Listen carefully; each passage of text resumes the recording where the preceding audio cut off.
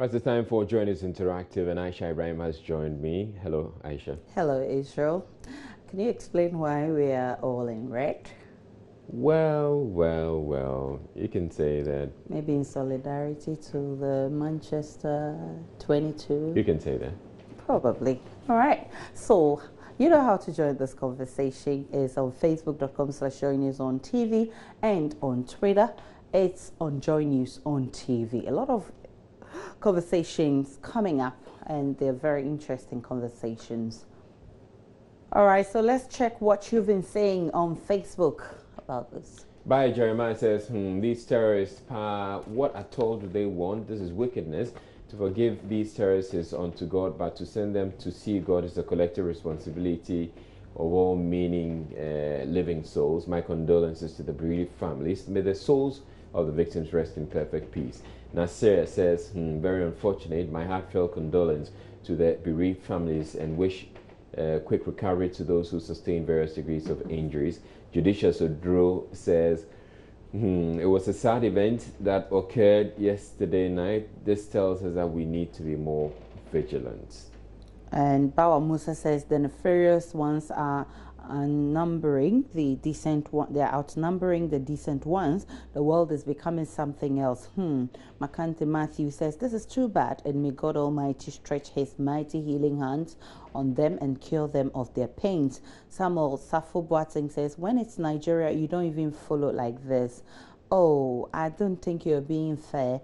Every death, is sad. So, devoid of wherever it's coming from, we share their pain. Samuel Safo Boateng says, when it's okay, so Saba Bernard says, Nshishrenim is our hobby. No.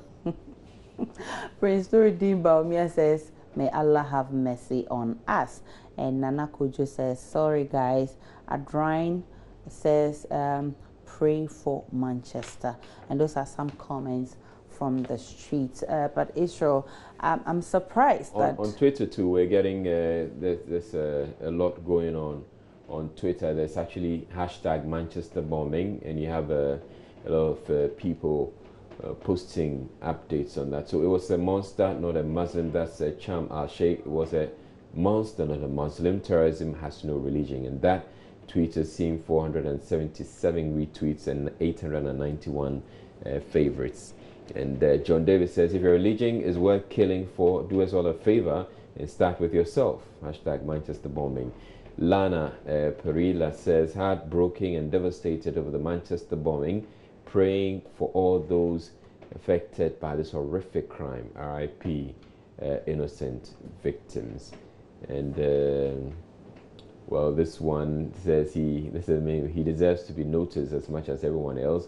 Rest in peace to all of the victims. I guess there was a victim too. All right, so may their souls rest in peace, and those in the hospitals receiving treatment, may they get well quicker. Now, the woman tagged Queen of Galamsey, Aisha Huang, broke down in tears today after the judge adjourned her bail hearing again to next month. Her lawyers expressed their disappointment and said Ms. Huang has a medical condition that requires urgent attention. The question I ask, what's your opinion on the latest development in this case? Yeah, it could be a diversionary tactics. Yeah, but so far as we are also citizens of this country, which we are being governed by laws, there are various institutions and agencies that have to implement the laws. If she's going to, the law must take its course. Nobody is exception. This is the time for people to know. We can't be in our own country for foreigners to take us for granted. We are in a country which is being governed by law. So if an individual from somewhere is doing this, what about the whole Ghanaian? I don't know of a medical condition, and I think we have doctors in Ghana here who are in position to examine her and know whether she's sick or not. But I also still think that the law still have to take its course. I think she's hiding behind some very powerful people who are giving her that advice, that in order for the focus of the case, once the public and the media focus gets away from the case, then she gets her way and then she's set free.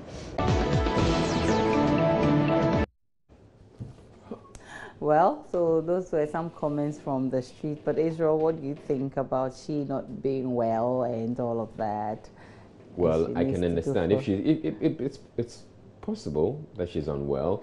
Of course, the conditions in the cells wouldn't be very conducive for her, and so you can imagine that she would probably fall ill. But I think I understand why she broke into tears. Probably because you could see that she was all dressed in white, and she was expecting something. Oh, I wouldn't want to. I wouldn't want to think that. I would want to believe that she was genuinely hoping that she would have been granted bail. So then she can attend to whatever medical condition that she was facing. Down. Let's check what people are saying on Facebook. Lee Taki says she should just become and subject herself to the laws of Ghana. I have medical conditions too. That's why I'm doing the right thing. Kwesi Boate Ayepa says if you have not flouted the law, you may think laws don't work in Ghana. Find yourself at the wrong side of the law, and it is then that you will know that laws really work. I guess we should allow the system to work on Aisha's case, devoid of personal interest. Asa Lambert says she should manage her medical conditions, because the judge is also having medical conditions. That's why he's adjourning the case. And here is the case, the judge is the boss. So unfortunate for her, really. Mambaki Asama says she should have known that she has a medical condition before she broke the law. Was she really crying in the court? Abi, she was bragging about she knowing big men. Where are the videos and the pictures? Ching chong ching. Oh no. Okay, so you two know how judicious. So true, Eric says. I was glad hearing that the court did not grant them bail, because this type of excuses getting out of hand in this country when someone is on a trial. Maxwell Ajiman says that she knows the number of people she has killed with her acts and the number of medical conditions people have developed through the waters she has poisoned.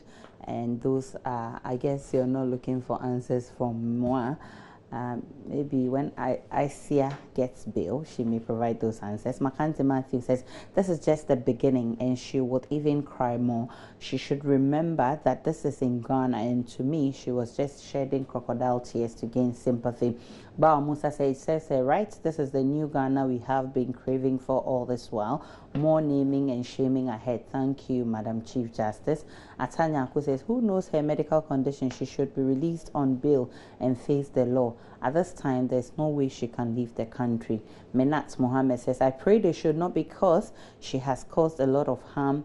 And the most annoying part of it is she's bearing my mom's name. I'm sure you're talking about your mom's name, Aisha, the real Aisha.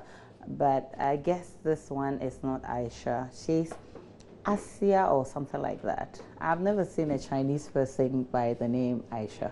Well, yeah, she's been in Ghana for, apparently she's married to a Ghanaian, so she may have adopted a Ghanaian name. Yeah, it's still not Aisha. I see it as Aisha. Why are you doing this? Are you doing this because you're called Aisha? So nobody else, you don't want a Chinese person to be associated? No, because if you look at all the documents, it's Asia or something. It's not Aisha. I know all the spellings of Aisha. But Aisha is one of her names. Asia. A-S-I-A. How do you yeah. So one of her nicknames is Aisha. I think I want to agree with that.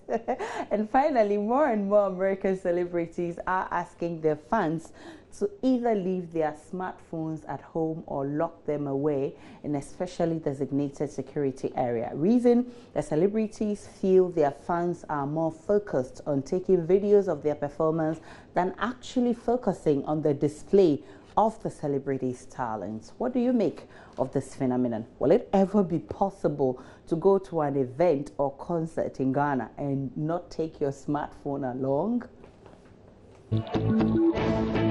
I don't know about others, but for me it's possible, because way back in school, like in K University, they know that they attack some of the students, they attack us a lot for our staffs.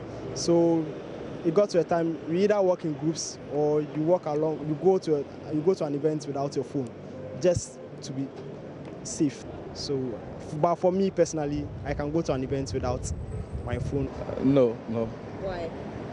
Because I need updates of everything that will be going on at the concert. So I have to video everything, take pictures, then later on use the pictures and the videos for something. Yeah, it's possible, and it's still not possible because of the way we like social media. We always want to show where we are and what we're doing. Like maybe now you hear a popular musician come somewhere, you also want to show that, oh, I was at his concert or something. So I'm not really sure if it will work for us.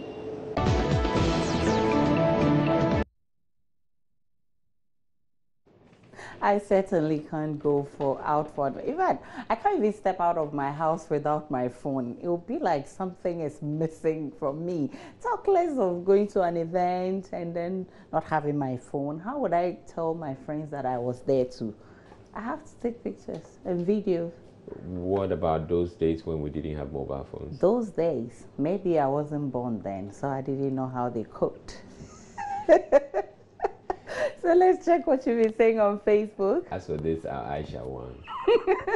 I own the concession, you know. Kofi Che says, honestly, it's like going to the movies to use your phone in there. No wonder Apple has developed the theater mode to disable iPhones and Apple Watches in theaters and in concert. So yes, I will not have a problem leaving it home. Judicious Drew says, I will only leave my phone at home when I know exactly where I'm going, the things I'm supposed to do with it without the help of any other person, and also when I'm not expecting any serious call from anybody. In all, I may say no because my phone will be with me. The only thing I'll do is to put it off for a while. Stephen Ayegogo says, that will not be easy. Leaving my phone somewhere for more than an hour will not be easy. I can't only do that for security reasons. And Saba Bernard says, no. What if an emergency occurs, like what happened yesterday? It's better to be at home than to go without my phone. Share. Yeah, and I think I want to agree with you. Nazar Hassan Yaima says, yeah, why not, if that will do me good? But why are they suggesting so, Aisha?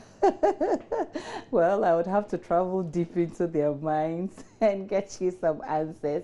Edu Nicola says, this is nonsense. If you don't want people to have live record of you, then why do you organize the events? I am sure they want you to concentrate more on their performance and not to be seen busily capturing them. You need to enjoy what you've paid for. That's essentially what they're saying. And Asad Lambert says, no, for I don't know what will happen back at home, which they might need me urgently. Makante Matthew says, no, not at all, because it would have been better not to attend the event. If I leave my phone at home, what will I use to take photographs that will serve as memories for me sometime in the future? It is not just a good idea at all. Mba Abu says they should go away. Without the fans, the celebrities are nothing. Leaving my phone at home means no event or no concert. And Ibrahim Diogo says never. Anthony Kizito Yankee says it's not a big deal. After all, I've got a digital camera. And Juventus says yes, so especially church. Nanama Afrakoma says I can't even live without my phone for a second. And Kwabena Kufor Andy says, I'm very happy for that, really. And Sana Mohammed says, no, because I will use it to snap pictures. Nuruddin says, interesting times ahead. And those are some comments on Facebook.